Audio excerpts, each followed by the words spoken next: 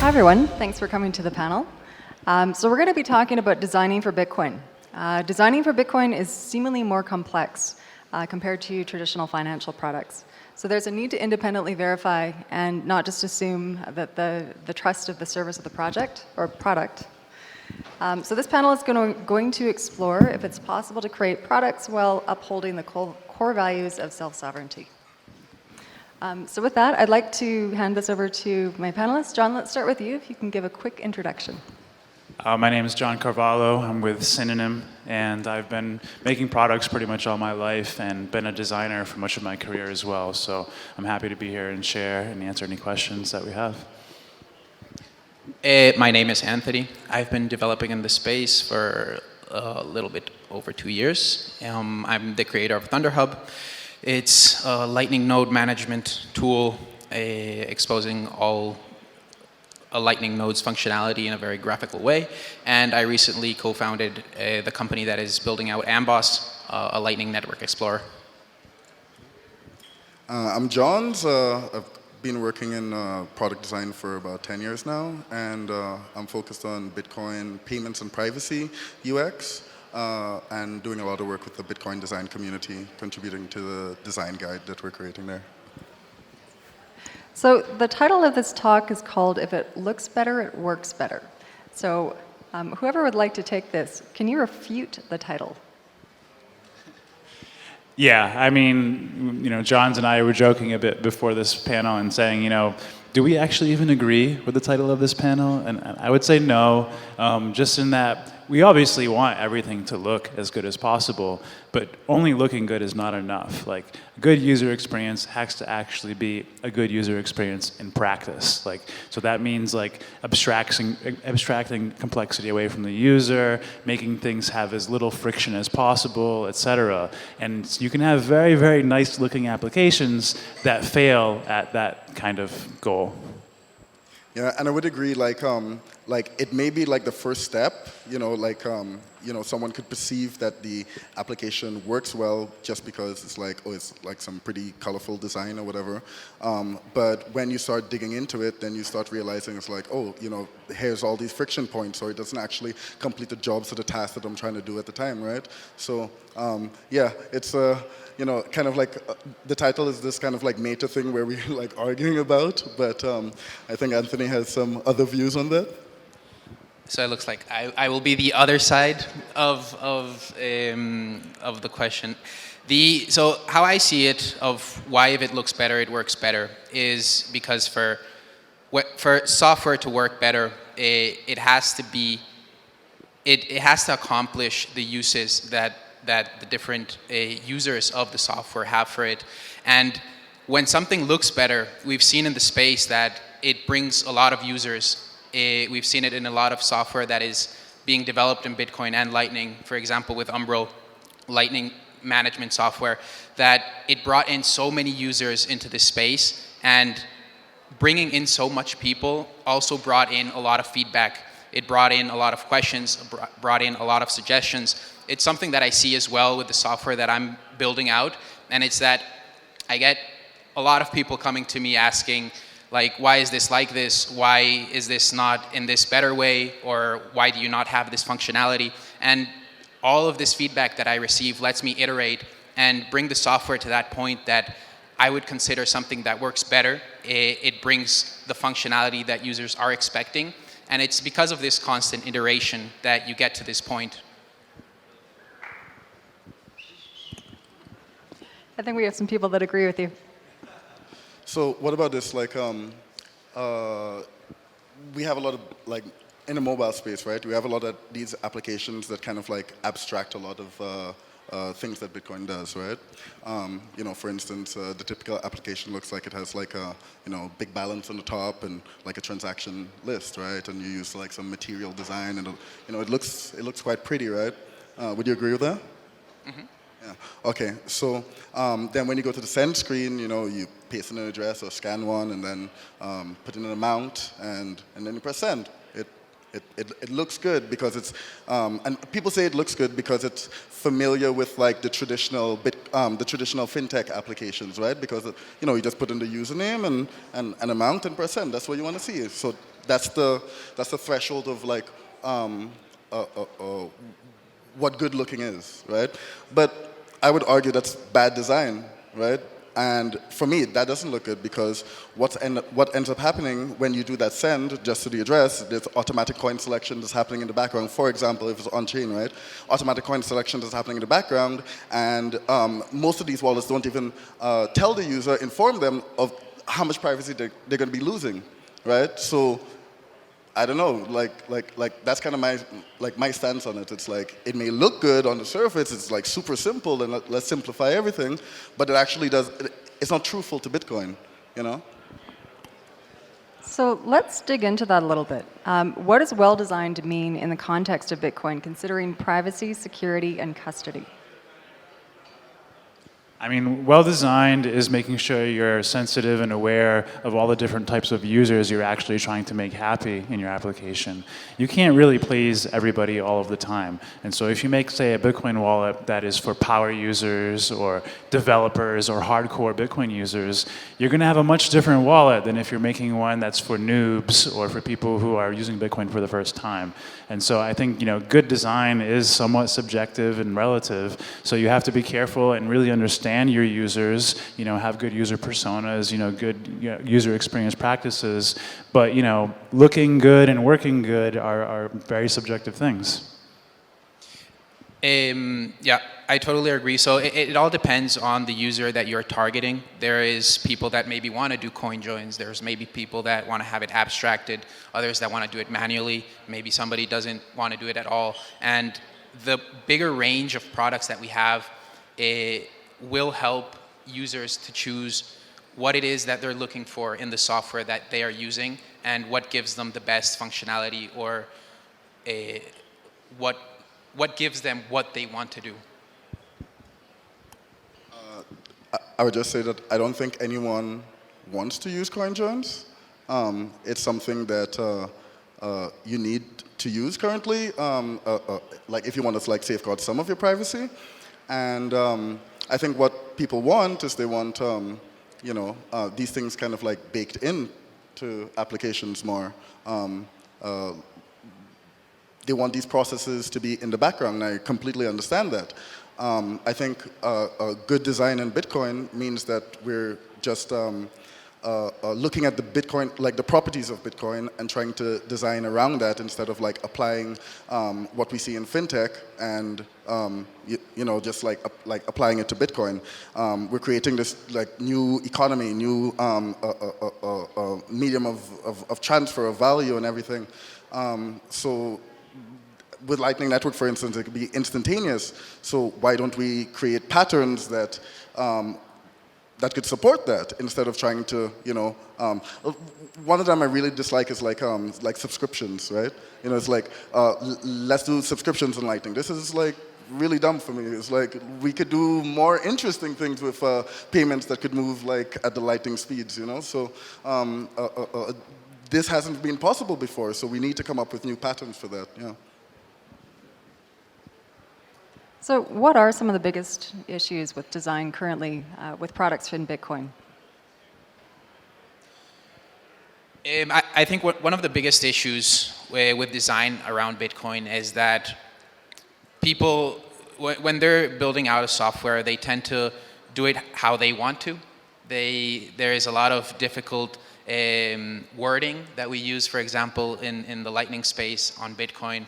We talk about capacities, about liquidity, and sort of everybody that's building some application around it, they expose it to the user in their own way. And as Johns was mentioning before, we do have to find like some common ground in how we're showing this to the user, so that even though there's all these applications that offer all of these different services, when a user changes from one to the other, they know what to expect and what they should be looking for in each of these. So off the top of your head, how would you address some of these issues? Or is there, I guess, broadly for the Bitcoin community, are there design principles that people can utilize? Oh, so the question is around like how we solve those problems? Both how we solve them and then also some of the best practices around that, community resources and things that people can, if people are interested in solving this, especially collaboratively, how might they go to the best practices and also the communities that talk about this? Yeah. So over the past year and a half or so, I've seen like, as I've been like exposed to this a lot more, I've seen like a lot of developers, and as I'm talking to a lot of developers actually, I'm seeing them like really trying to fix some of these UX problems that we've kind of like, we kind of call them like design debt. There's technical debt. There's also like design debt that we've kind of built up over the years in the Bitcoin space. And we're laying down infrastructure now. It's a lot more stable and mature, developer toolings and stuff like that. So they're trying to address the problem of adoption and how do we target the next billion users or whatever. So they need more users for their applications. And so there's been an increase in the interest in improved user experience in the Bitcoin space, which is really great. And sometime last year, Steve Lee from Square Crypto, he brought together some designers, and a community started forming with designers, researchers, and developers as well. And I mention this because to solve some of these problems, as you were saying, like consistently throughout the space, it requires conversations, right? We need to be talking to one another, different projects, so, many of them open source. We can, like developers have these processes already. Designers, not so much. But, having that one space to come, which is like the Bitcoin design community, has been really great. It's a platform where people can, developers could come show off their projects and try to get feedback. Today, Hexa Wallet recently rolled out a new version, and they're like, yeah, we rolled in some feedback from the community. And how does that feedback work? It's like we have these like community calls and stuff, and then people present their work, and they say, hey, does this work for you? How can I improve this? And collectively, we're giving feedback and stuff. And the other thing is from that is like, okay, once these feedback is implemented into the applications, we need to kind of like document them if they're working, right? Because we wanted to be able to share it and stuff. And there's the Bitcoin Design Guide, so bitcoin.design. It's a bunch of people working to document some of these patterns that we have existing. But we're going to be coming up with like these patterns as an ecosystem, and we're going to have to be sharing them with one another, especially if we want to like keep this interoperability going. So I'll provide another perspective on this, since like you've covered best practices and user experience. Like any new or even seasoned designer could go on Google and search user experience best practices. You can go and find other designers and ask for their advice. But I was taught from an art teacher a very long time ago, and I'm sure there's probably a famous artist that said this quote and I don't know it, but basically mastering an art form is knowing when to break the rules. And so part of it also making great products is knowing when not to listen to other people, knowing when to trust yourself and your own experience to kind of go against the grain and say, look, everybody's doing this already, and it's not working. Like everybody has some consensus and agreeing on the way you're supposed to do things, but nobody is actually truly experiencing like another level of success. And you have to be willing to take risks and be willing to like ignore the users, ignore your peers, and just trust yourself when you think it's the right time, when it's time to break the rules because you have kind of mastered things on another level that other people haven't. Don't we need to establish those rules first though? Well, of course, that's like I said, like you can start there. You can start with, doing your research, asking your peers, etc. But like in the end, you're not going to make innovation of design unless you break the rules, I think that's where a lot of new people that are coming into the space, it can help a lot, because for us that we've been developing in the space already for a while, we can become very, we can think that we have some expectations of how something should work, and we tend to always go towards that, and it brings us like we narrow down in what we can build. And when new people come in and they might see things that we haven't seen, and that is when they can help us the most, like providing feedback, ideas, and this is the part that I like, that is like constantly iterating, basing everything off having some like design guide, and then building on top of that. One thing we should touch on that's a pretty important question is, how do you build in liquidity management into your product's design? And this is specific for Lightning. I guess I'll start. This is one of the things that we announced today, and one of the things we're working on is the way we feel it should be handled is that for a wallet application, you really want to do your best to abstract away concepts like channels and liquidity and routing, etc. Developer design products tend to focus and fixate on those ideas and make sure they're addressed in the most granular way possible. But users don't want to know that. Like, we don't force users to know every little detail about how their email works or how even their router works. Most people, even today, use routers every single day and have been for more than a decade, and they have no clue how it works.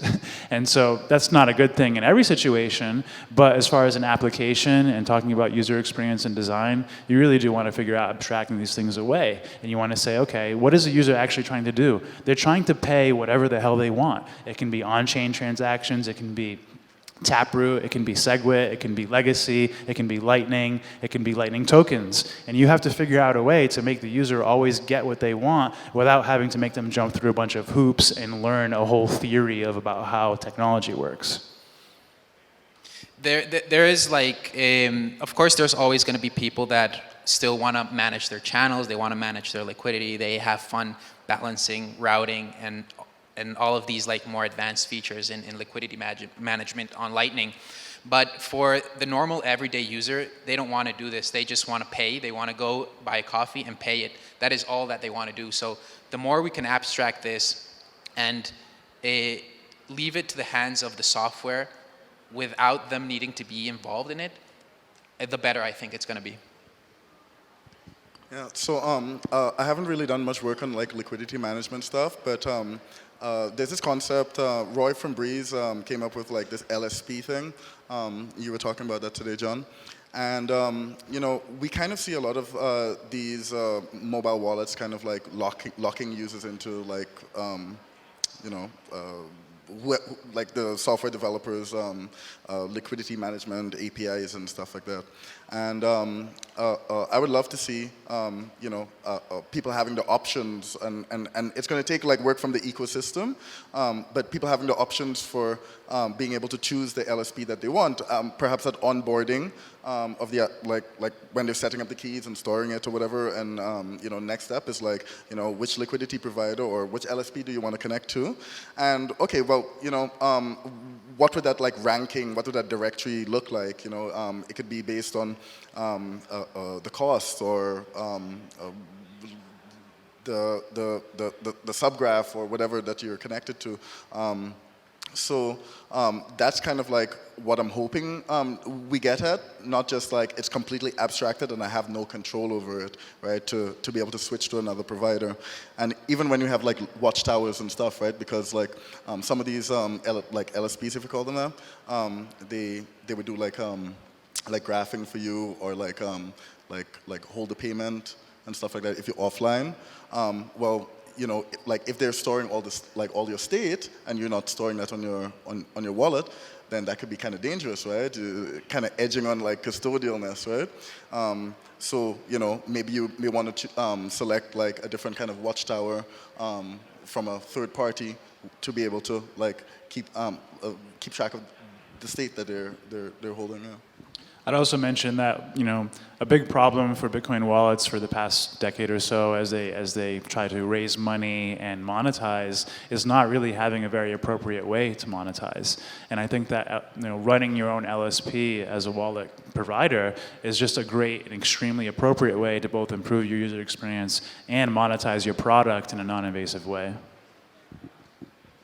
While keeping the wallet separate and open source and completely open and free for you the could users. open source the LSP as well, which we plan to fully open source our LSP. Like we plan to compete on our skills, not our code.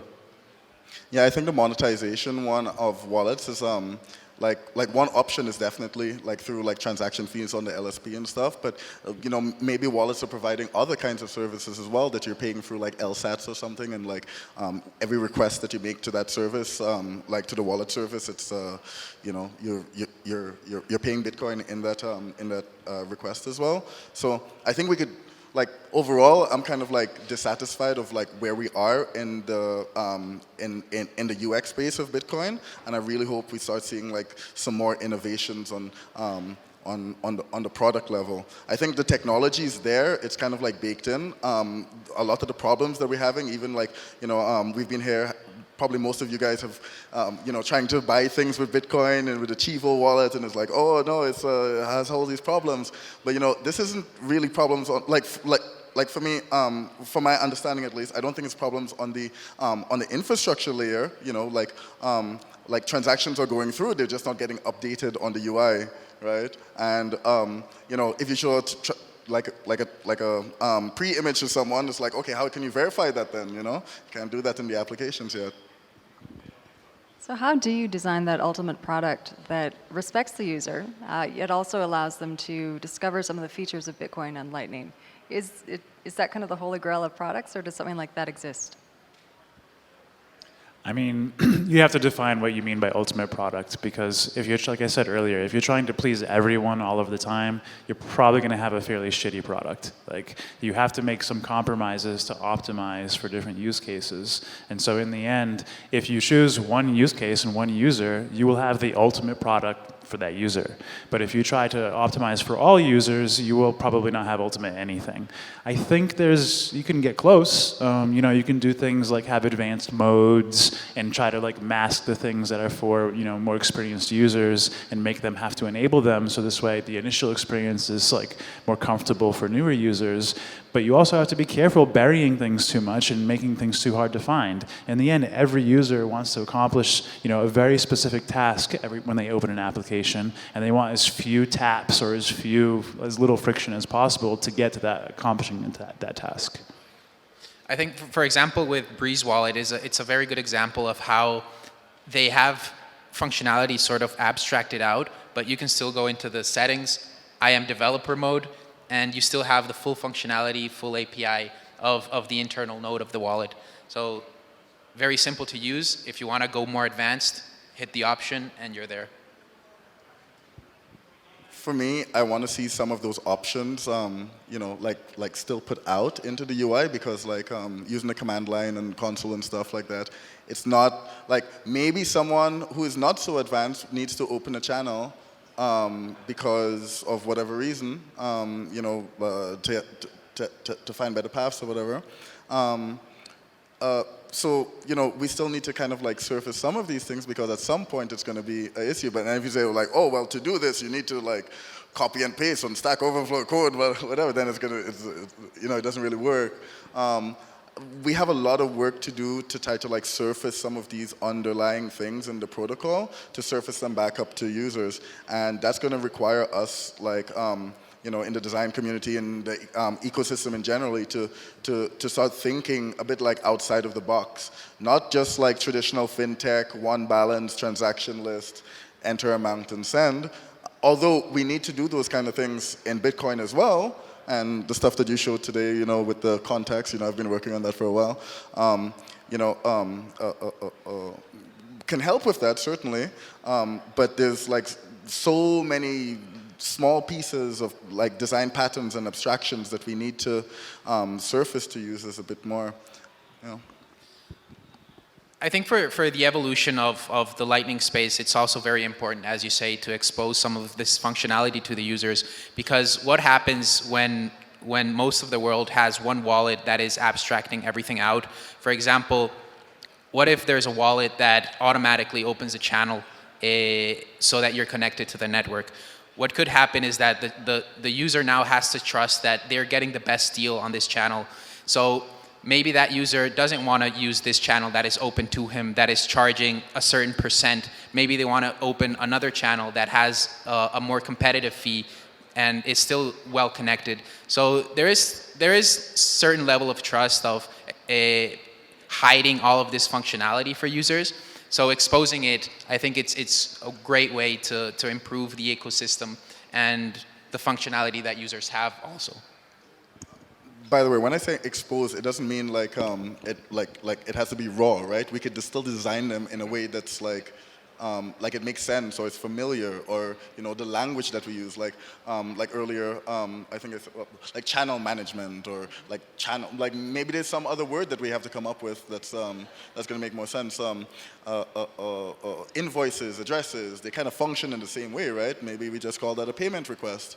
It's a Bitcoin payment request. I don't know. I'm not going to try to introduce anything new now, but maybe we should start having those conversations about having more human, they are human, but more familiar terms. Yeah, I was just going to say, like, the terminology will evolve as well. Like when we were trying to address how to abstract and improve the Lightning user experience in our wallet, like what we determined was nobody needs to know what a channel is. Like this is not something you bang a new user in the face with the concept of a channel. They're just never going to understand it. And so what we're playing with at least is calling them connections. Like we say, open a new connection, because that's something they know what a connection is, and they know they have to connect to something to make this thing happen.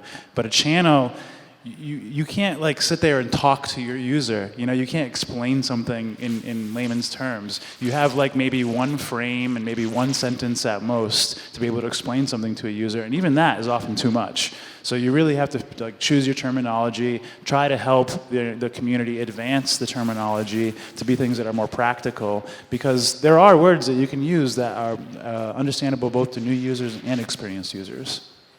Yeah, one of those terminology shifts that we're kind of seeing these days as well is it's a multi-sig, it's multi-key, right? And another one is God, I just forgot it. Multi-key is much better. Yeah. Damn, I forgot it. Sorry. In the context of this conversation, it's much better. Yeah. There is definitely a way that you can expose this functionality in the most understandable way also for the users. For example, the idea of a channel, nobody understands what a channel is. What is it channeling? And if we expose it, for example, saying open a connection, it's much more relatable, much more understandable. And something that's interesting is, for example, telling a user you want to pay this invoice that is directed towards OpenNode.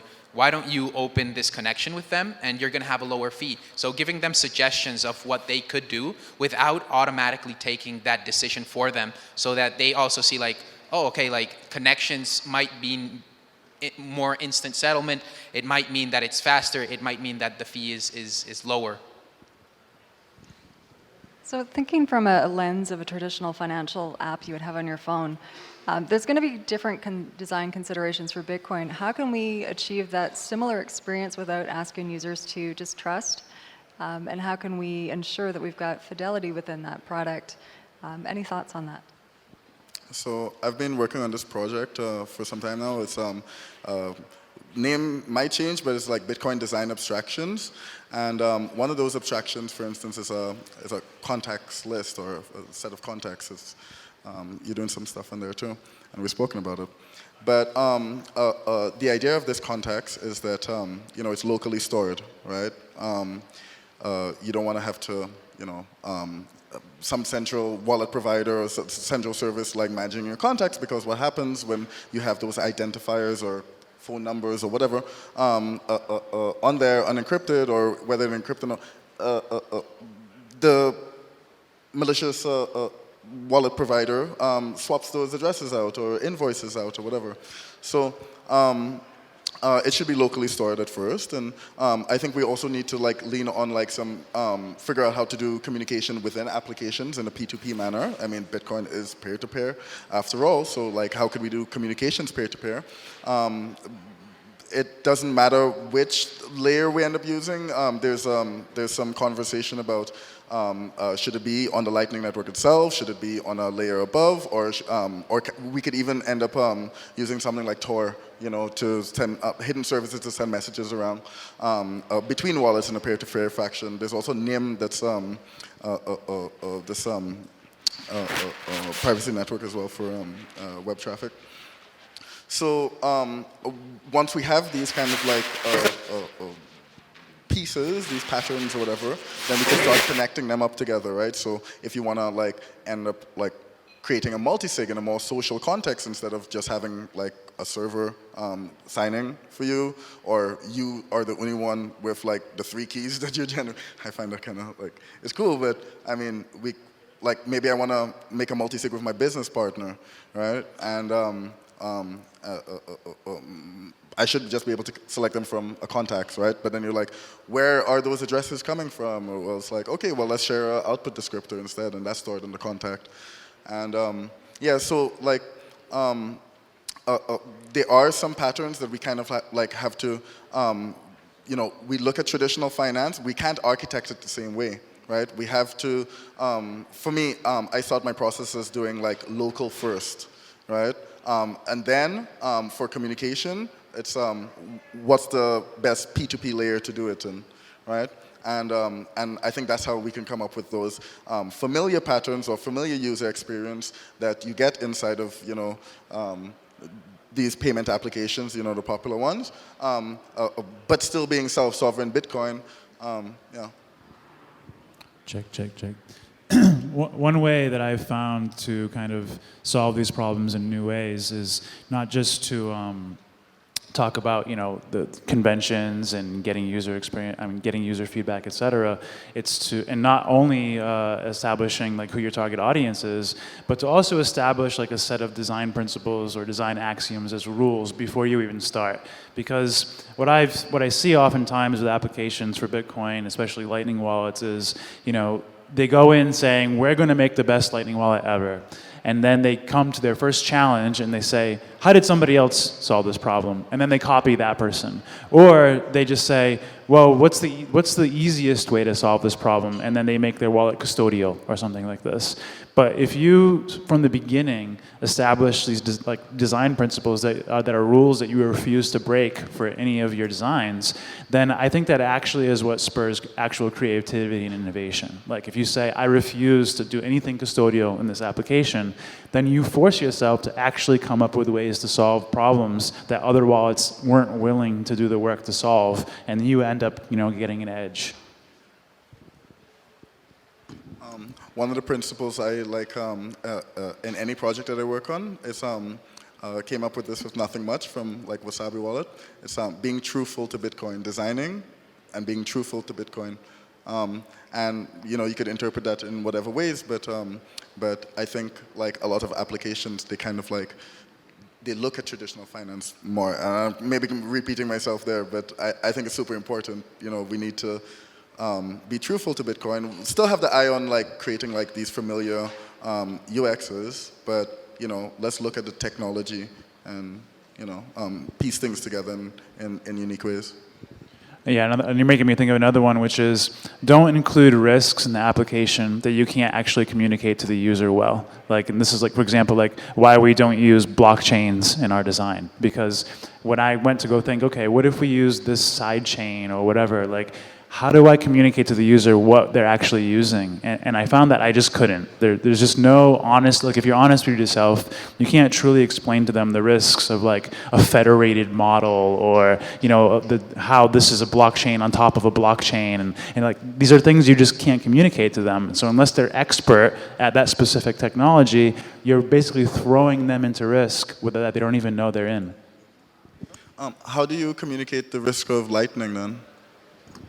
Well, you establish that this is a connection, and that means that they could be disconnected. And you establish that they have, like when they create the wallet, that they have to like hold their own keys, so they have to back up their keys, and you warn them about making sure they've done backups if they haven't done backups. You maybe even provide automatic backups, and you make them have to turn them off. Like you find ways to make them to cover the basis of the actual risks of the technology without going through the full motion of explaining how everything works. So in the example that I was giving earlier with like connecting to a single LSP to source the state and stuff, right? There's a risk involved there.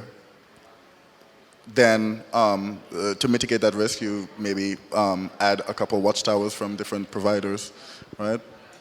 Well, it can be even like there is a risk associated to LSP, so then maybe offer the user different LSPs that they can use, give them a wide variety that have different features, or just giving him the option to choose between one of them if he sees that maybe one is not the best, or one is down, or one doesn't offer the best options, then let him choose other different LSPs. Or if you do include multiple SPs, rank them for the user somehow in a way that makes sense. Like, which one is the most reliable, which one is the most expensive, which one is the most aged, etc., and give them some qualities to measure them and choose which one they think is more appropriate. Do you think that in this ranking it could fall, or we could have the issue that then there's LSPs basically paying to be promoted on these lists? Well, I mean, not to be a shill, but that's partly why we're doing the slash tags, and Web of Trust concept, is because you can let the user define how they weight things, and you can let the user choose which weighting method they prefer. And so this way, the application doesn't necessarily have to be the one in charge of the weighting and of the ranking of things. They can let the user choose that also. But you have to be careful, because if you provide all the flexibility and all the options, they're just going to be sitting there fidgeting and intimidated by it. So at some point, you do have to make some compromises about making decisions for users when there's a lot of complexity. You just have to try to establish which things you are willing to do, which you are not, like custody, or trusting a specific node that maybe is one you're invested in instead of one that is to be best. Like, you have to be honest with yourself and your users.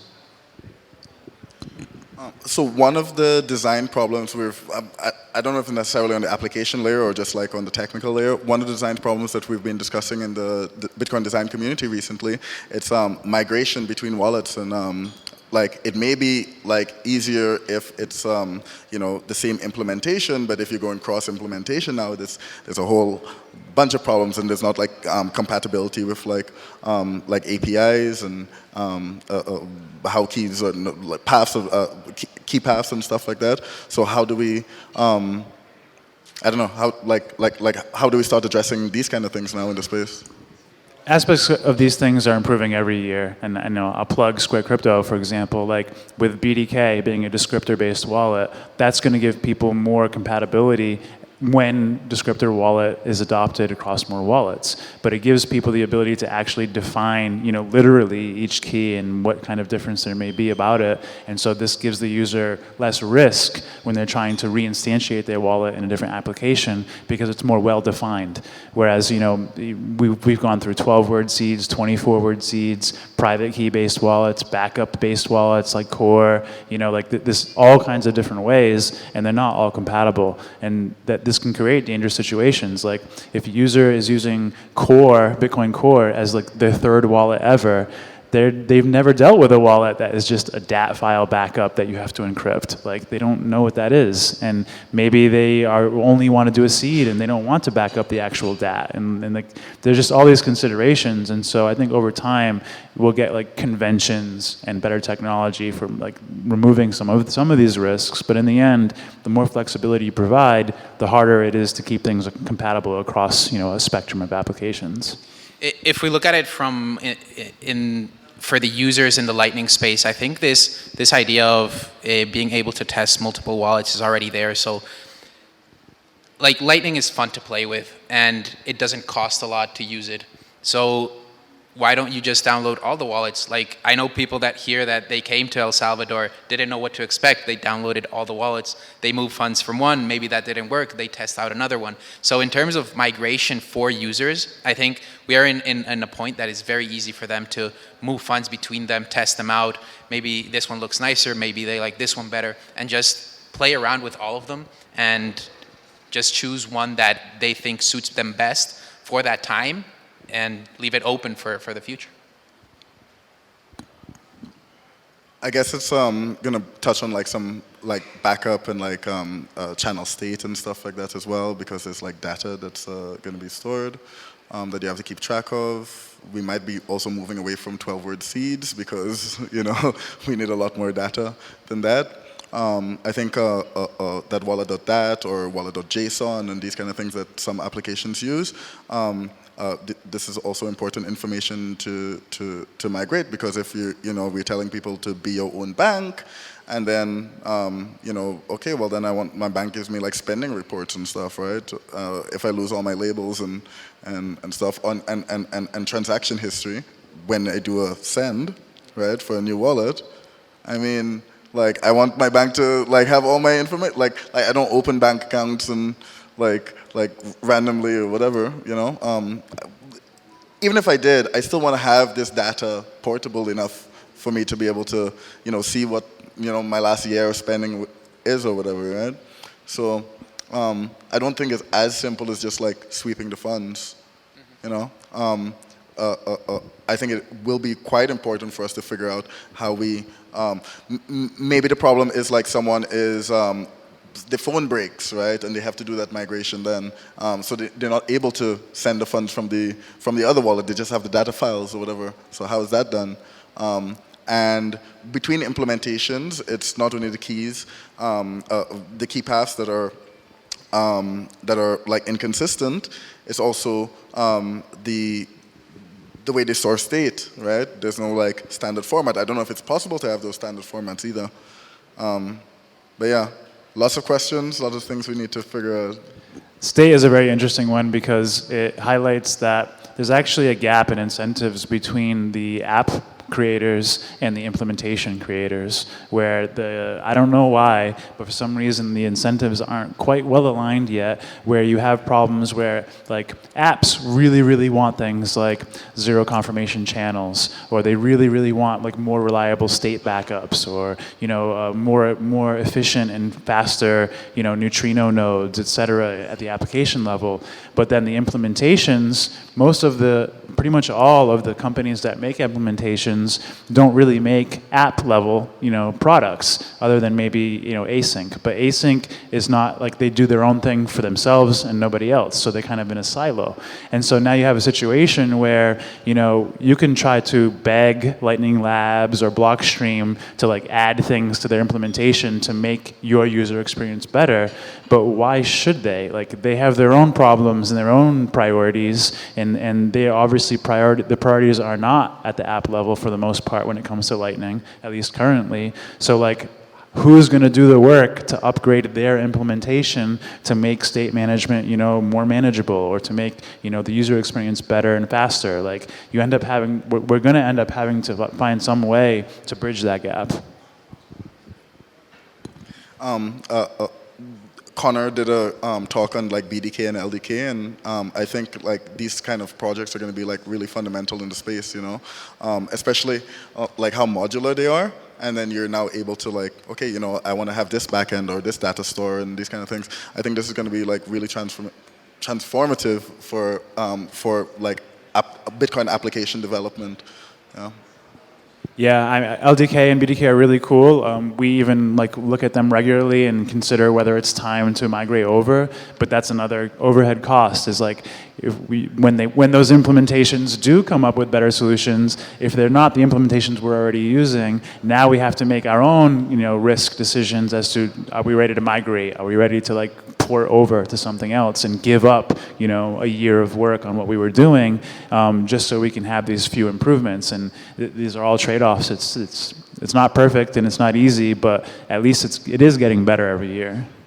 And it also allows for much faster iteration. So for example, with these dev kits that are available, it lets you switch out modules fast. If you don't like how something is working, maybe switch it out to another one. And it's something that currently isn't available, for example, for bigger implementations, L&D, C Lightning, that it's not as modular. If you want to maybe switch your database, you can't do it. So having this possibility to iterate very fast on what you are using and how you're using it, I think will also bring us to a better state. So one more question before we close and open for questions from the audience. What would you say is the biggest design challenge when it comes to designing applications for both Bitcoin and Lightning? And if solved, what is it that could open up Lightning to a wider audience that would really get Lightning and Bitcoin to take off from a consumer perspective? I'll mention a few off the top of my head. Hiring the good talent can be pretty difficult, especially during a bull market. It's a very competitive environment. So finding product designers, finding engineers to actually work on the application, that can actually be one of the major problems. Let me think more about another one. I had one, but I'll pass the mic for now. For Lightning, I think the main issue that I see is that the expectation of a Lightning node is for it to be on 24/7. And it's a very big issue when you have a big population that wants to have everything on their phone. Because if you have it 24 on, it's going to drain your phone, and you don't want to charge it, leave your house, pay a Lightning invoice, and then you don't have more battery for it. So I think this is one of the biggest issues, that there's this expectation of a always online software running on a phone. Yeah, I definitely agree. Kind of tied to that one is background services on iOS, long-running ones. Yeah, on iOS you can't really have things like Tor or the node running in the background. I don't know. I think there's possibilities for improvements on the operating system level to make that more battery efficient.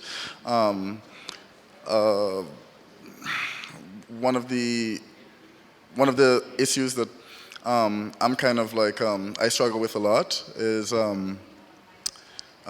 another issue that I struggle with a lot is getting designers to be interested in the underlying technology, and getting developers understanding design processes. There's a big gap between the two of them, and we talk about bridging the gap or whatever. It's yeah, but how do we actually do that? Are people coming into those conversations with the mindset that they want to learn from the other side, or is it too much? What language are they speaking? Developers can get very technical, and then the designers sometimes want to ignore all of that. Just to have that convenience aspect, there needs to be some kind of middle ground. So I think we need to really work on our open design processes and whatnot. Yeah. You reminded me of the other one I wanted to say, which is very complimentary. It's that the technology, even though shitcoiners always want to say they're more innovative and they have more things going on, they do all kinds of things that Bitcoin can't do, the tech is always changing. And that actually is a huge design challenge, because you have to ship at some point, and you have to ship regularly after you ship the first time. And that means you have to make decisions and trade-offs and cut them off and say, no, I can't. For example, if we were launching today, we would have to decide, should we launch with Taproot?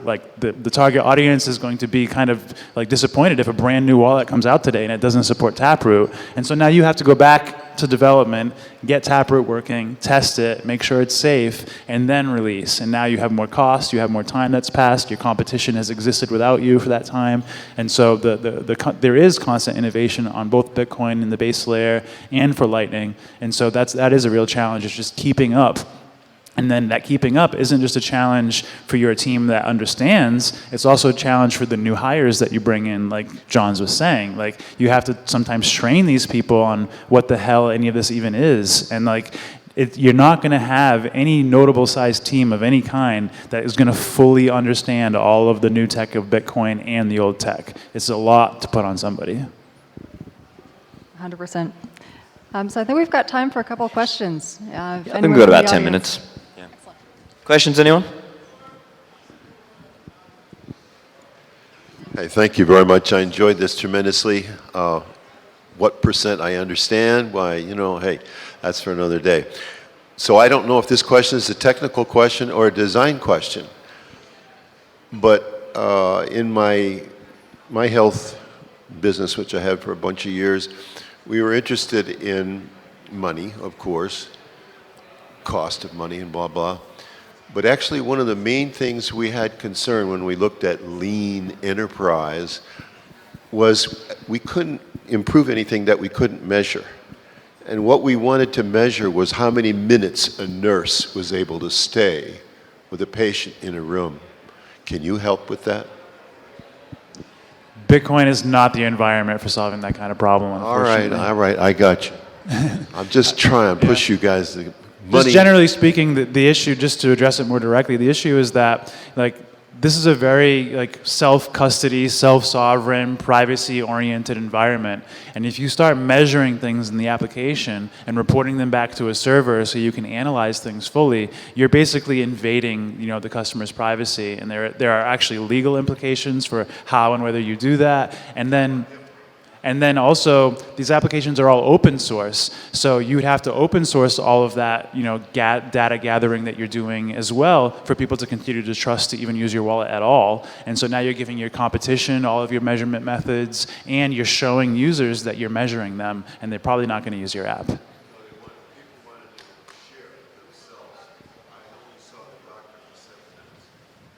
Well, I mean, you do see that that trend has improved over time with, like, Google, for example, will ask, do you want to add reporting? And do you want to enable reporting, uses or anonymized data to Google? But the problem is that what ends up happening is the companies that become very good at that, they end up being able to triangulate you as a user in other ways. Do we have any other questions? Oh.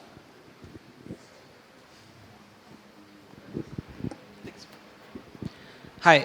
So I wanted to ask with an example very relevant, I think, to the topic at hand, and it's about Chivo. I think it's no secret that Chivo has betrayed a lot of the Bitcoin principles, you could say. It's KYC, it's custodial, not open source, right? So do you think, but the app definitely looks good, right? It does the job it's supposed to do, like you can send money, you can send Bitcoin. So my question is, do you think this bad design but looks good is good in the long term, or do you think it'll eventually drive people away from Bitcoin? I think or what I've seen of the days that I've been here is that I wouldn't say it's the best looking. I think it's normal looking and users can find some functionality in it, but it's a bit confusing for users. For example, the Lightning part, it's basically hidden behind a bunch of different options. They have a proprietary QR code that is like Chivo to Chivo. So I think it's for a first iteration, it's very good. I think it's still something that has to be tested, tried out, and I'm guessing they're getting a bunch of feedback, and they're gonna improve it somehow. So I think as a start, it's good enough, but definitely a initial version. I'd say the odds of a government being the one to make the perfect Lightning wallet on their first attempt were always pretty much zero. And so I think we all knew that there would be something like that and how they did it.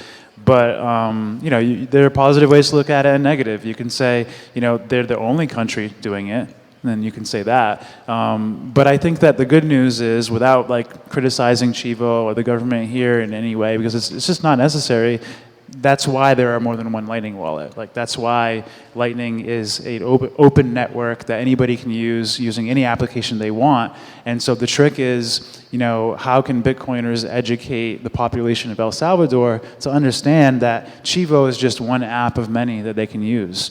But they'll also see some advantages to Chivo. They'll see that they can do free Chivo to Chivo transactions, or not have to understand things in a custodial environment, not not lose their money if they delete the app, things like this. So it's really going to be a trade-off of like who the target user is and how educated you can really get them. Do I think that Chivo will improve and become the best Lightning Note wallet? No, I don't. We know how governments are. They're very inefficient. They're not innovators. But at least they created this opportunity for their people, It basically opened a door for people to try to figure out like what is it that they're using? What is this thing they talk about? What is Bitcoin? Why is there suddenly a huge conference of people that want to pay in restaurants using their Chivo wallet? So it opened a door for them, for people of El Salvador to look into learning about this subject and informing themselves and seeing that there's other options out there for them. Yeah, and I want to like big up one local project here. It's like Mi Primer Bitcoin, I think it's called. They're doing some like really fundamental work to like educate just people in the like citizens here about like non-custodial wallets. So they're like I think they're like onboarding like a bunch of people on the moon, non-custodial. They give like a bit of Bitcoin to them when they're starting up and stuff. So yeah, and there's this other project, Hello Bitcoin, which is like more global, trying to do the same thing. I think we need to have like more of these kind of like educational things for people, to help them. I mean, maybe that's also something we could recommend to the government as well, is that they could provide better education resources and do some of the outreach themselves. Yeah, even for merchants and stuff, right? Because it's like, there's a lot of frustration sometimes where it's like, oh, what is Lightning? You're asking me to play in Lightning, and it's like an on-chain address. And not that Bitcoiners are any better. I mean, we've done a pretty poor job at like helping merchants and getting merchants. I mean, we pretty much got like one company that's doing a good job right now with Lightning and Bitcoin at like helping merchants. Like, there's a lot of work, there's a lot of improvement, and a lot of opportunity, for people to try to break into the merchant space with proper like applications and merchant software. Yeah, I would love to see like open source stuff like BTCP server, like more established here and stuff, because it's like a lot of companies are also coming in with their like custodial setups and stuff, and like we have BTCP server there. It's been being used for like so many, being developed for so many years. It's like you could actually be self-sovereign as your like as a merchant, and if we have like this LSP ecosystem, then get people to connect to that straight from the dashboards. Yeah. I'd like to weigh in on this. We have to remember this is a new ecosystem, and this is the very first country ever to make Bitcoin a currency. So I think as it rolls out in other countries, there's going to be some learning for sure. And as John says, there's no perfect product. You're going to have different users, different use cases. One thing I'd like to encourage people to do is go into the free and open source community and get familiar with some of the projects there. I'd especially like to shout out LN Bits, which is Ben Ark's project. It's some really interesting development happening there, and just get familiar, get to know the applications. You'll be able to find different use cases and build the product that you need, because it is a new space, so there is a lot of opportunity. Go on here. Good afternoon. Thank you so much for your time with us. Most of what you said went way over my head, and that's okay. But following up the past questions and the comments that you made, what would be the criteria as more people become interested in Bitcoin, as more of us want to learn and get involved and use in transactions and commerce and as a medium of exchange? What would you say would be the 3, 4, 5 criteria when choosing a wallet for somebody that is not as knowledgeable as most of the folks here? What would be your recommendation, or what would be the 5 steps, 5 items, 5 criteria that somebody needs to look for when choosing a wallet? I got 6. Not your keys, not your coins. Right? That's the one of the most fundamental ones. Yeah, I don't know if I have 5, but my first one would be non-custodial, which is be a wallet that makes sure that it enables you to hold your own keys and back up your own wallet yourself, so you can respawn that wallet anytime in the future without having to trust the app provider. Another one that I would mention is to not choose a wallet that supports altcoins, or what we affectionately call shitcoins. There are a lot of traps that a new user can fall into when trying to choose a Bitcoin wallet, including Bitcoin wallets that just aren't actually Bitcoin wallets. And they want to get you to try to purchase, centralized corporate coins that try to mimic Bitcoin. And these things are indistinguishable from Bitcoin to a new user. They don't know why they're dangerous, or why they're centralized, or what that even means, or why they should care. So I would say, just in general, to make sure you choose actual Bitcoin wallets that only support Bitcoin and not altcoins. I sort of defer from what you guys said. I believe in the idea of not your keys, not your coins, but I think that is the point to where you have to go, but it's not where you have to start. Everybody has different learning abilities. They have different incentives for the start. So for me, it's just go at your own speed. If what your own speed means is for you to start on a custodial wallet, then do it. Test it out. Maybe the next step is you move to a non-custodial. Then you can test that out as well. And it's thanks to Lightning that you don't need to have big amounts of funds. So why not have a custodial wallet that has $5, $10? Test it out. And as you learn more and as you progress in what you have learned of Bitcoin, then start testing out different alternatives. Then try non-custodial. But if you're forced to go non-custodial from the very start, you might be frustrated in the experience and never come back. Or you might end up in a situation where you lose your coins. And yeah, it's not your keys, not your coins, but now you don't have your keys as well. So go at your own speed and learn and test everything out. And that is like the path that you should take. I'll add another one similar to the altcoin recommendation, which is don't use a wallet that is an exchange native wallet. In other words, like the place where you buy your Bitcoins, you'll find like, a Coinbase wallet or, various exchanges, and they'll often offer an app that is an interface for their exchange. But the problem I have with like using exchange wallets is that they're always going to be trying to, maybe not necessarily get you to buy altcoins, but trying to coax you into either trading or lending your Bitcoin or putting it to work somehow. And this is like a huge early trap that many Bitcoiners have to learn the hard way because they think this is what they're supposed to do. They think, okay, I bought a little bit of Bitcoin, it went up, I made a little bit of money, and now I have to put that Bitcoin to work because I want to make more money. But the only thing you ever have to do with Bitcoin is nothing. And it's a most difficult lesson to learn as a Bitcoiner, and even for Bitcoiners that have been Bitcoiners for years. Like the way that you make money and the way that you gain value over time is just sitting on it and doing nothing with it. So don't trade.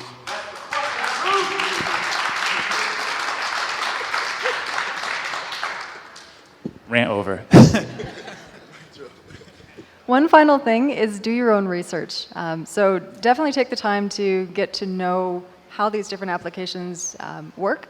A really good source for that is BTC Sessions. He has a fantastic new to Bitcoin list of videos you can watch just on YouTube.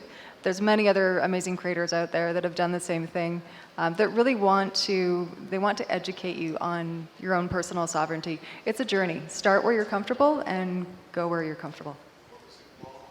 BTC, so much like adopting BTC, Sessions. Sessions.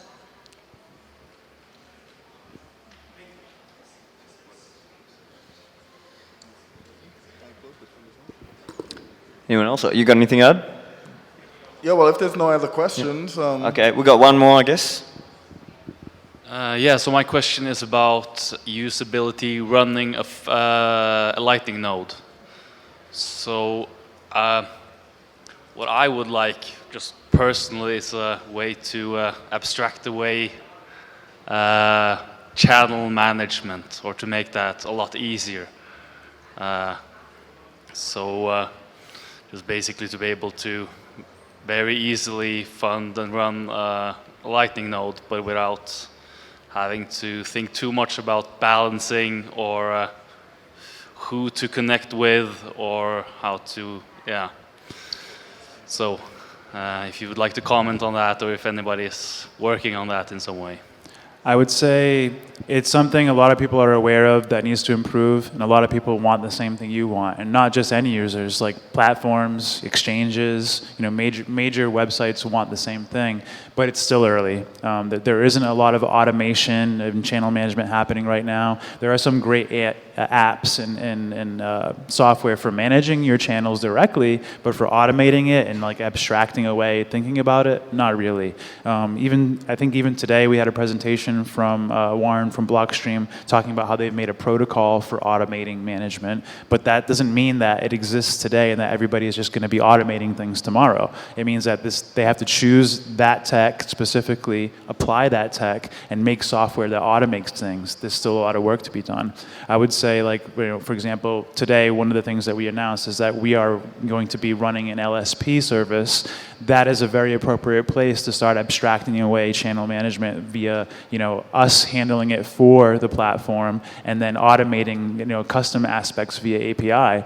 But I'll tell you, even with our product, we still have a lot of work to do to be able to achieve what we think would be optimal for, automating and managing channels. Anything to add? Okay, well, I think that's pretty much it, everyone. Can you guys give them a round of applause? Alexandra, Johns, Tony, and John. Thank you very much, guys.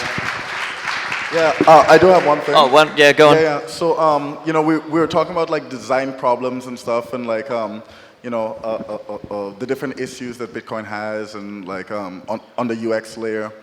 How do we solve these issues? I just want to reiterate that it's going to be something that we have to solve collectively. There's no one designer that's going to be able to solve all these problems that we have, right? And that's this is my pitch for the Bitcoin design community. You guys check it out. Bitcoin.design is over 2,000 people, people who are just interested in improving UX, trying to give feedback. Researchers, UX researchers, designers, developers. We're trying to like really push the whole space forward and give people a platform to learn about Bitcoin design, application design, product design, and start establishing some of these principles to solve problems. So when you have new applications like Chivo or whatever coming in, they know that put Lightning up front and all that. We're coming up with the design patterns, and come check us out. Bitcoin.design. Fantastic. Thanks, guys. Thank you.